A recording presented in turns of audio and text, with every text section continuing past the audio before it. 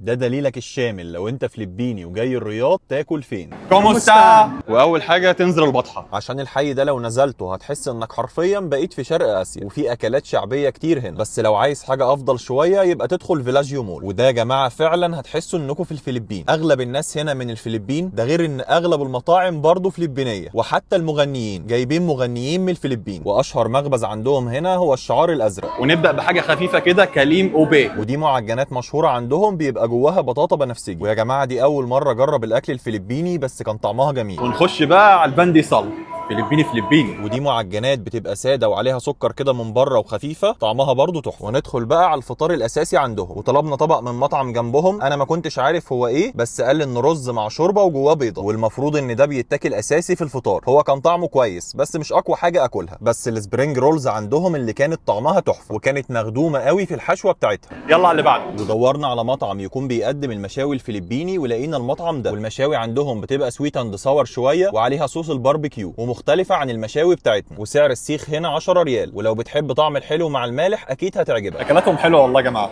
نختم بقى باشهر مشروب فلبيني، هالو. وفي اماكن كتير بتعمله هنا، والمشروب ده فيه كل حاجه ممكن تتخيلها، من ايس كريم لذره لحليب جوز هند، حتى الفاصوليا الحمراء موجوده فيه. بس الغريب ان كان طعمه جميل جدا. كده الفيديو خلص، ودي جوله في المطبخ الفلبيني. والفيديو ده مش شرط تكون فلبيني، ده لاي حد حابب يجرب الاكل الفلبيني او يجرب حاجه مختلفه. اشوفكم على خير، سلام.